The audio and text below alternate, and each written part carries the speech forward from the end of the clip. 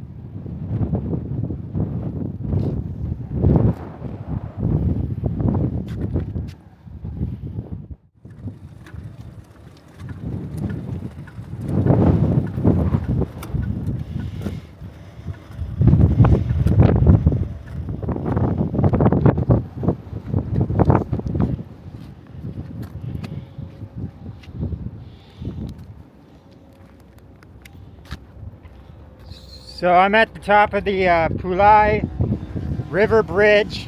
I'm actually jumped across just a hill back. Now I'm running back over to the bicycle. And yeah, my derailer's wanting to give me a lot of troubles right now. And I didn't think I'd make it to the top of this bridge, but I did. This is a popular route going this way to the ferry, which is the, what is it? Kukup which Kukup ferry terminal down there, which I decided to pass just because I still got so much time on my visa here that I want to stay the full amount of time before I figure out where I need to cross or anything like that. I want to spend, you know, I still got almost 40 days, so I'd still rather do that. So I'm going to just keep pedaling around Malaysia until it's the time to figure it out, and whichever border I'm closest to, I'll just do that.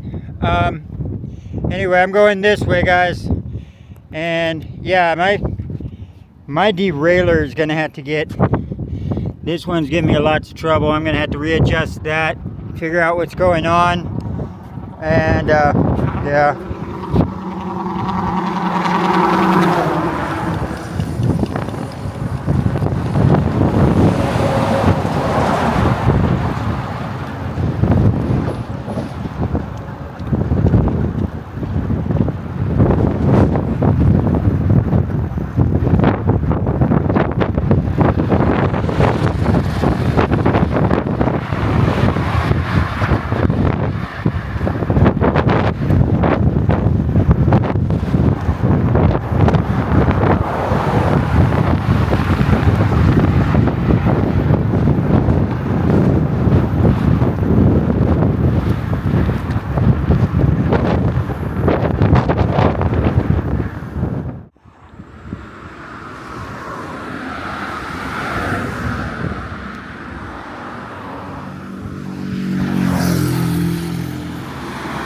I'm going that way, guys. I got about 32 kilometers to Johor, Bahru. It's just so dang hot. There's not much of a shoulder to pull around over to anything, and you can't find shade worth a dang right now. So I found this one sign. I'm hiding from the sun. It's just way hot right now. Sorry about the mic. Doesn't have a clip. So the clip's fully broken off. When I get to Johor Bahru, there's supposed to be a DJI shop there. I'll see if they can replace it, and if they can't, then I guess I'll do double-sided tape or some super glue or something and figure out how to get that magnet attached to it. Till then, I'll just have to scream over the wind. So just bear with me until I figure that out. But yeah, it's just a hot one today, man. All right, but I'm going in that direction. Hopefully a shoulder will open up a little more, and maybe some shade. Hey everyone, it's about 5:15 right now, and I actually saw that roundabout right there. So this whole area back here looked pretty good. And I wanted to do a little investigation. These are, like I said, these are pretty good, even though they have a round bottom, and they can actually can eat through, depending on how rough this is right here. They can eat through your jeans and whatever clothes you're wearing pretty quickly. But if you need to get out of the rain, it makes a great rain shelter. Makes a great rain shelter, and also, yeah. You know, and out of the wind too. But this one actually looked like someone might have been laying down in it before, because the way it has the wood right there, and it's kind of blocked off right here with the gravel from water actually getting too bad and coming in. So if it drips off the top, it won't come flooding in through the bottom. But those boards look like they might have had someone on it. But that's just speculation. So right now, yeah, I got 24 kilometers to Johor Bahru, and I figured, you know what, instead of trying to haul ass over there and find a spot, because they do have affordable accommodations, I can spend the extra little time scouting out a camp in this location. I just had to figure a way over the ditches and the little obstacles everywhere. But like this has a access road. Yeah, you see like that ditch right there. That drainage ditch is a no-go on that side, but this one right here looks small enough where I could get, and the fence is down too. Why is the fence down? Sometimes you gotta ask that. So let's see if there's anything growing up in here. No, I could have just been the workers back here. Yeah, you see, like right here, this is perfect. I would be set back far enough. The people that are, this is an on-ramp right here, so the people would be coming from this direction. They wouldn't even have enough time to actually see me. And it is, yeah, this is a good place. We just have to find some trees that are about the right space apart.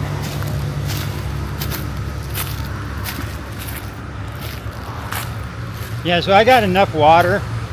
I just hit a 7-Eleven, got another water. So I have top ramen noodles. I'm already pretty well eaten anyway. So honestly, it's just, if I find a spot to camp now, I could sit back, relax, and kick my feet in the shade for a while. I might do that because that looks like a pretty good access. I can take the bags off my bicycle and jump them over that one last ditch there. But yeah, look at this. See, that's the actual one I was looking at, because I was on the main highway right here, and which is not my favorite, but it's the way that I need to go. And I saw this one right here, the roundabout. And I know Josh from Hennessy Hammock actually has done stealth camping on a roundabout. I know Steve Wallace has done roundabout campings, and I've camped in a lot of roundabouts myself. They're good spots. People leave you alone. Most people don't even think about that someone's actually camping there. I camped in them in Redding, Redding, California, because it was a way to get away from the homeless crowds. In Redding, there's a lot of thieving. So to hide from the other homeless people that might steal my stuff, I was doing the roundabout. So yeah, guys, the farther I get up here, the little thicker it gets, but I think I'll just go in the very first spot I saw, even though this is kind of nice up here. It gets less shade, but I can also explore to make sure no one else is camping out here. Like I said, usually they don't camp on roundabouts just because the access to them and from them is kind of difficult at times. Yeah, you see that roundabout? That would be nice right there. Getting up to it's another one. And that's the one I was looking at from the road. Yeah. The only people you're really gonna run into are either city workers, which usually don't care a whole lot. They're usually just cleaning up whatever, trash and picking up trash, but you might meet some weirdos, at least in the United States. You had to worry about people walking around high on drugs or something. Those are the only ones you really had to worry about. Ooh, look at this viewpoint.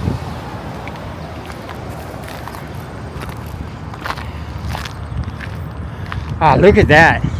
All that right there. It's just that one ditch down there, remember? I can't get over that, or there probably is somewhere.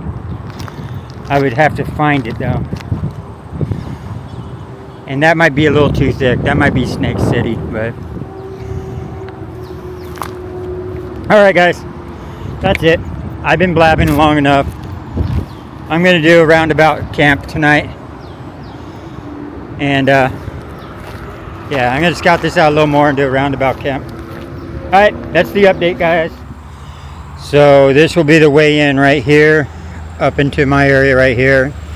But before I go in there and set up anything, I'm going to run a little recon down this way before I unpack my bicycle.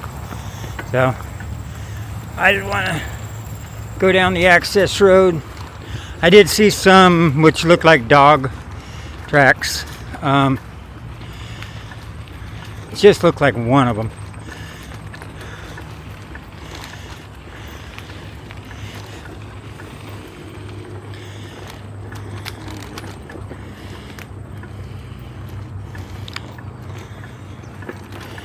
So yeah, and there's a boot mark.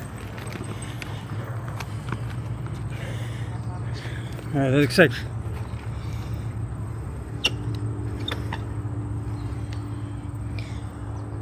one boot mark.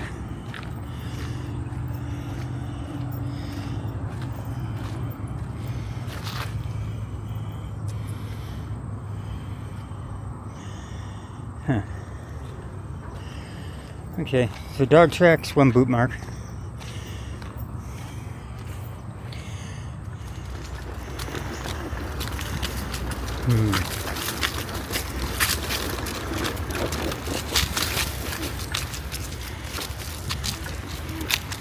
Doesn't look like anybody's living in it.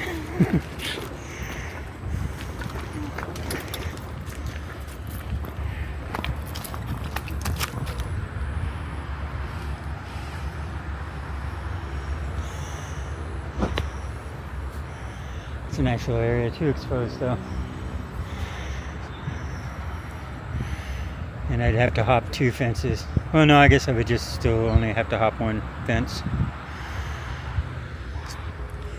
So this is a little off. The blue dot, which is me, should actually be on this. This is the road where I'm at, and looks like the dirt road the access road just kind of goes on for a while. Don't know what that is down there.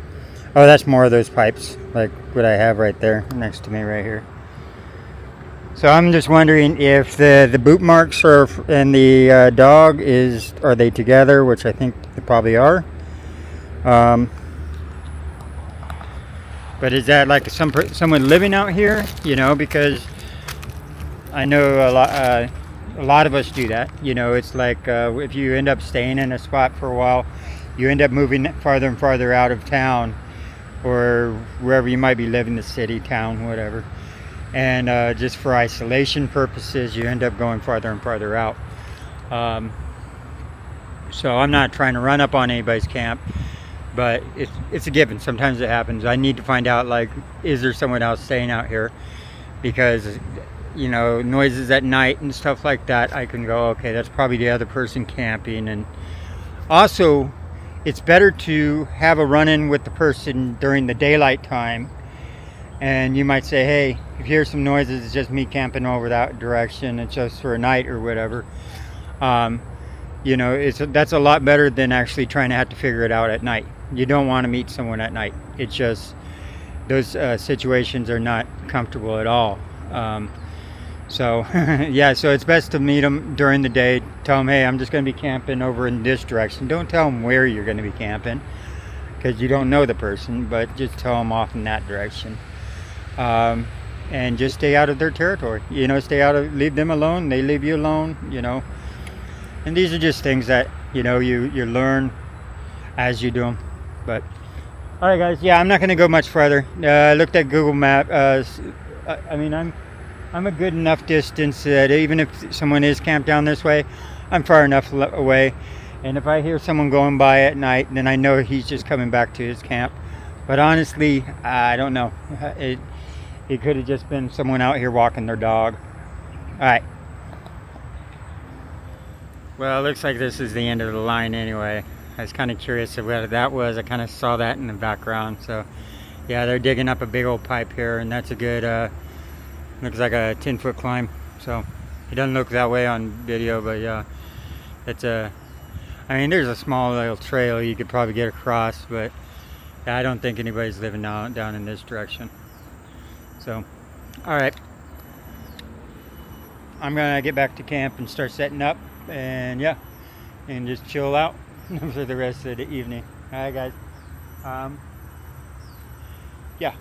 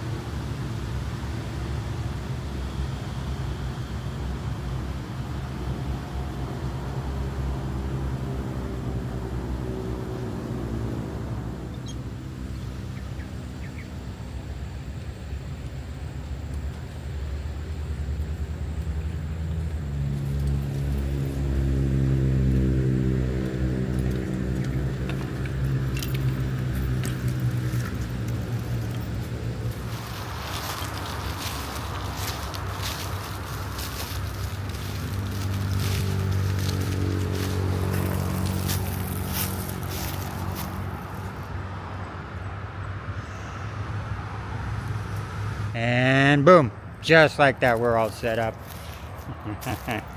I found a ground mat right here over by the pipes, and I decided to cut off an end section, which I'm going to use as a mat to shower on. I'm going to sacrifice one of my waters here. One of my waters, my 1.5 liters. It's not enough to take a big shower, but it's enough to get the sweat off and stuff. I'll use a wash rag too, and conserve as much as possible. I've taken pretty good showers with 1 gallon before, but 1.5 liters is kind of pushing it. Yeah, it's kind of pushing it. Other than that, yeah, the sun's going down. I finally decided upon those 2 trees. Although there's these trees over here, they seemed like to have a few too many ants, and it was just, I wasn't facing in a direction that I felt comfortable in. You know, I kind of, yeah, this area is tucked up behind the trees still. It's closer to the on-ramp, but it's also tucked up a little more into the tree line, and I'm not super concerned. No one's really gonna care that I'm here camping, even if they did stumble upon me. But yeah, that's home sweet home, guys, and I'm gonna say hasta la night here. Mosquitoes are a little bad, so I'm gonna shower up real quick. Yeah, and then tomorrow I'll be in the city tomorrow. And I'm gonna take up a cheap hostel or something. They have some decent $7 hostels, $6 hostels, stuff like that. So they have plenty of them. So tomorrow we'll continue the journey. It's not a super long jump. It's only gonna be like 20 kilometers. Is that what I said? But anyway. Okay. Good night, y'all. And I'll see you tomorrow. Peace.